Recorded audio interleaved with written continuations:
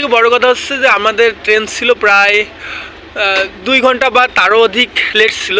এই জন্য হচ্ছে অনেকেই আসতে পারেনি বা তারা এসে অন্য গন্তব্যে চলে গেছে।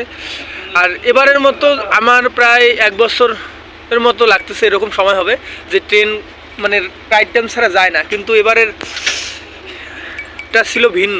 যাই হোক, আমরা এখন প্রায় 12 ঘন্টার জার্নি শেষে আমরা এখন ফুলতলা রেল স্টেশনে আছি। আর এটা হচ্ছে ফুলতলা রেল স্টেশন।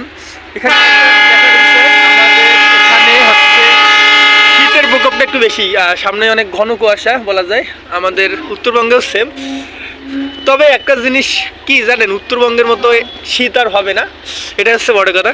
যাই হোক, আমাদের উত্তরবঙ্গের শীতে আমাদের হাত পা জ্বলে যায়, কিন্তু এখানে একটু হচ্ছে, কিন্তু অত বড় না। আর 2টা রেল স্টেশনের বাকি আছে, একটা হচ্ছে দৌলতপুর আর একটা আমার গন্তব্য খুলনা রেল স্টেশন। আর চলে যাব, 20 মিনিটের মতো লাগবে। যাই হোক, আজকের যাত্রার ইতি এখানেই টানতেছি এবং সবার জন্য সুস্থতা এবং দোয়া কামনা করি যে ভালো থাকেন সবাই, আমার জন্য দোয়া করবেন। আবার দেখা হবে কোনো এক রেল স্টেশনে, কোনো এক ভিন্ন যাত্রায়, কোনো এক ট্যুরে, আবার অনেক গল্প হবে। আমি ফুলতলারে এখন বিদায় দিচ্ছি। এই হচ্ছে ফুলতলা রেল স্টেশন, আর আমি বসে আছি এখন, মানে ভিডিও করার জন্য বসে আছি, ঠিক ভিতরে আছে।